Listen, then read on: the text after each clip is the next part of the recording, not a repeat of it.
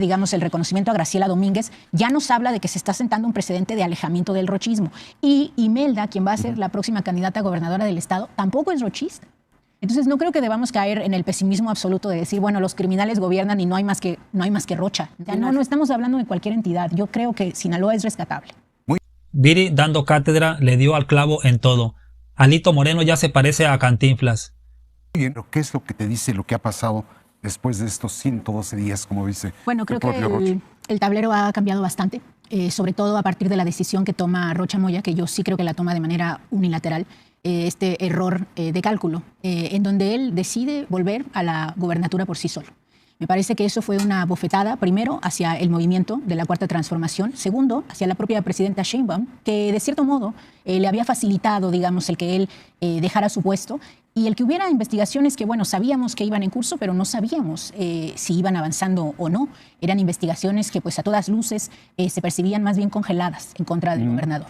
Yo creo que este error que él comete en esta ocasión sí cambia las cartas para la presidenta, sí la hace notar que no se puede confiar más en una persona como Rocha Moya ni en su grupo político y la lleva a dar un golpe en la mesa muy importante, que yo creo que apenas estamos viendo, digamos, la primera oleada de ese cambio en actitud de la presidenta, que no se puede simplemente pedir la renuncia de las personas y esperar que las personas hagan lo adecuado para el movimiento de la Cuarta Transformación y para el país. Son personas con las cuales no se puede tener confianza.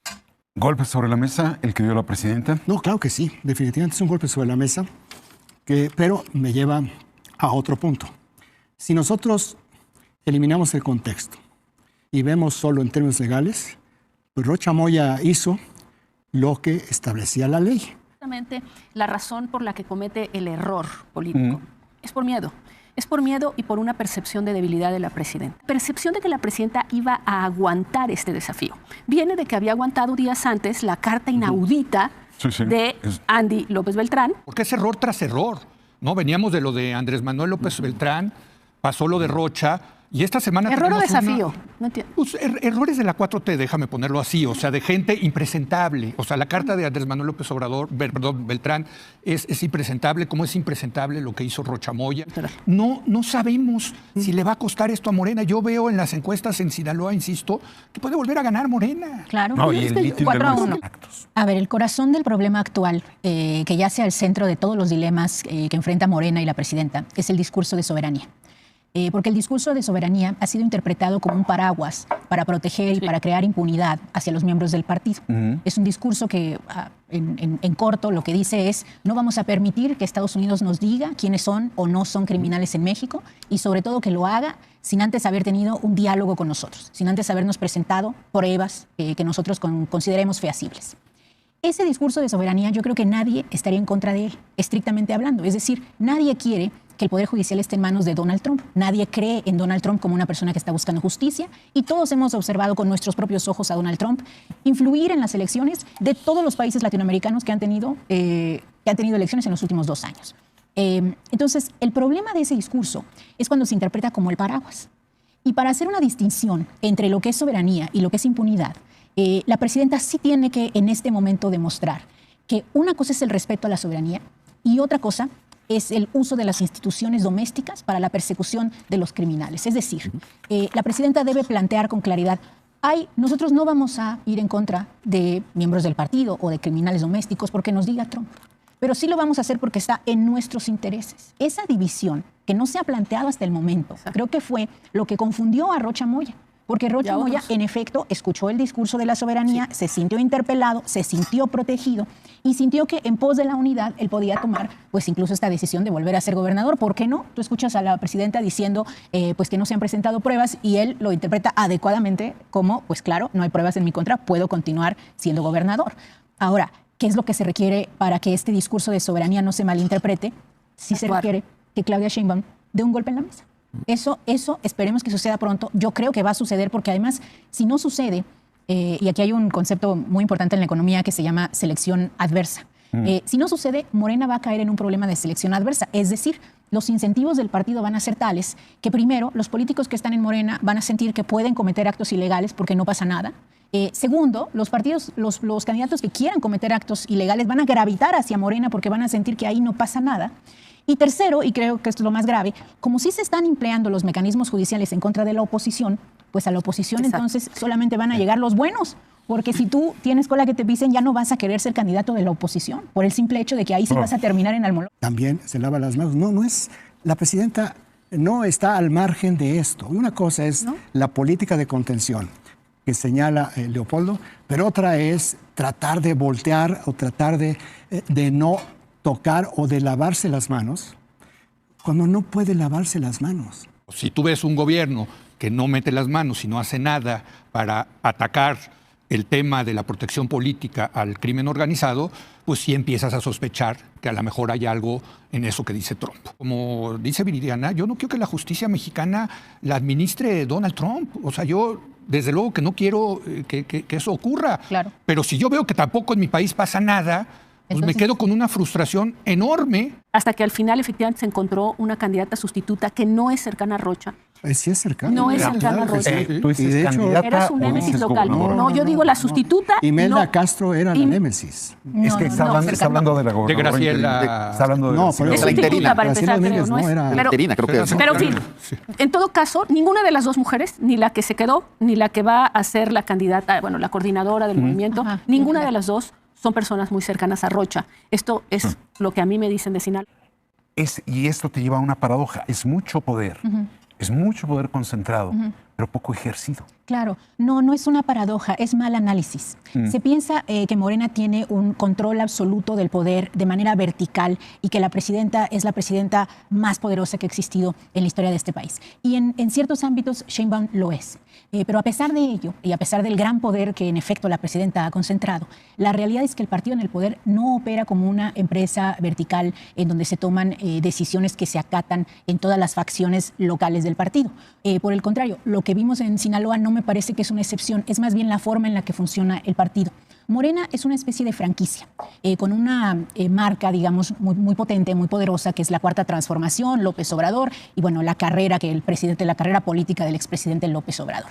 Esa franquicia, lo que sucedió fue que se vendió, digamos, a distintas facciones políticas que ya existían en el territorio mexicano. Estaban ya ciertos grupos, por ejemplo, de izquierda dentro de Sinaloa, que eran los experredistas, estaban los rochistas, pero si tú te vas a Chiapas, encuentras grupos ahí, por ejemplo, de exzapatistas que abrazaron a esta franquicia y que ahora están al frente de ciertos municipios del estado. Encuentras lo mismo en prácticamente todas las entidades federativas. Entonces, Morena no es una empresa, Morena es una serie de franquicias. Sheinbaum tiene en sus manos la franquicia más grande que jamás ha existido en la política mexicana. Es más grande incluso que el PRI, digamos, de los años 90, que ya considerábamos un partido único. Pero yo creo que Sinaloa es un caso separado.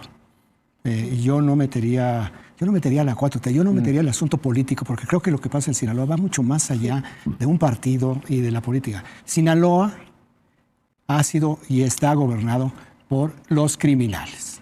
Que también hubo una gran tolerancia en la sociedad sinaloense al modelo del control criminal. Eran buenos los del cártel de Sinaloa, una pax narca conveniente. Sí, que se rompió con el se rompió, choque, que con se el choque rompió. entre las dos Pero facciones. también debe haber de parte de los sinaloenses una reacción de repudio a esto que había sido aceptado, que era la visión de que era una pax narca conveniente. Es una pena. El meeting de lunes son decenas de personas. Sí. Decenas.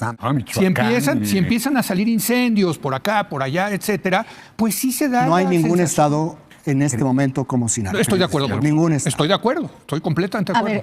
ver, yo tengo una visión un poco más positiva porque yo sí creo que dentro de Sinaloa, en la política local, hay una política importante que no es el rochismo. Y hay facciones importantes que pueden tomar control del Estado que no están asociadas con el rochismo. Morena, a nivel local en Sinaloa, está dividida en dos grandes facciones. Por un lado, los miembros fundadores, digamos, de Morena Sinaloa, en donde hay muchas personas que incluso empiezan su vida política a partir de la tómbola. Se acordarán que en el 2018 Morena entonces elige a sus candidatos por medio de una tómbola. Son personas que Incluyendo vienen de movimientos la sociales meserita. básicos, en fin.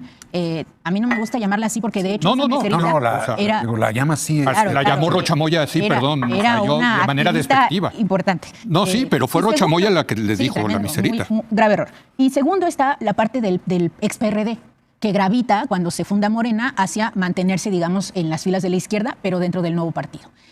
Dentro de ambas facciones hay algunos que se puede identificar con el rochismo, pero no todos. De hecho, la nueva gobernadora interina, Graciela Domínguez, es una persona que viene justo del PRD. Es una persona que tiene una gran historia personal como movilizadora social, en fin, y es una persona que no está directamente relacionada con el rochismo. Es verdad que ella en algún momento llegó a tener una posición dentro del gabinete de Rocha, pero eso no era porque ella fuera afín a Rocha, era más porque, pues, digamos, había un acomodo, digamos, de las fuerzas internas. Y además, esto es muy importante, recientemente hubo una ruptura entre ella y Rocha, hace un par de años, porque ella quería ser la sucesora de Rocha y Rocha no quería que ella fuera su sucesora. Rocha quería que otros grupos de amigazgos más cercanos al rochismo fueran sus sucesores. Entonces, esta es prueba, digamos, este primer paso que da la presidenta al poner o al darle, digamos, el reconocimiento a Gra Domínguez, ya nos habla de que se está sentando un precedente de alejamiento del rochismo. Y Imelda, quien va a ser la próxima candidata a gobernadora del estado, tampoco es rochista.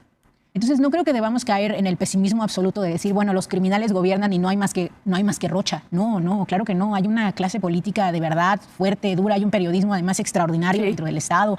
O sea, no estamos hablando de cualquier entidad. Yo creo que Sinaloa es rescatable. Muy bien. ¿Cómo ves a este cretino de Alito Moreno en su desesperación? Ya hoy sale a decir que hay que ir por López Beltrán y hay que encarcelar también a López Obrador. Se parece al gran mimo de México, Cantinflas, cuando en un juicio, ¿te acuerdas de la película? Ahí está el detalle.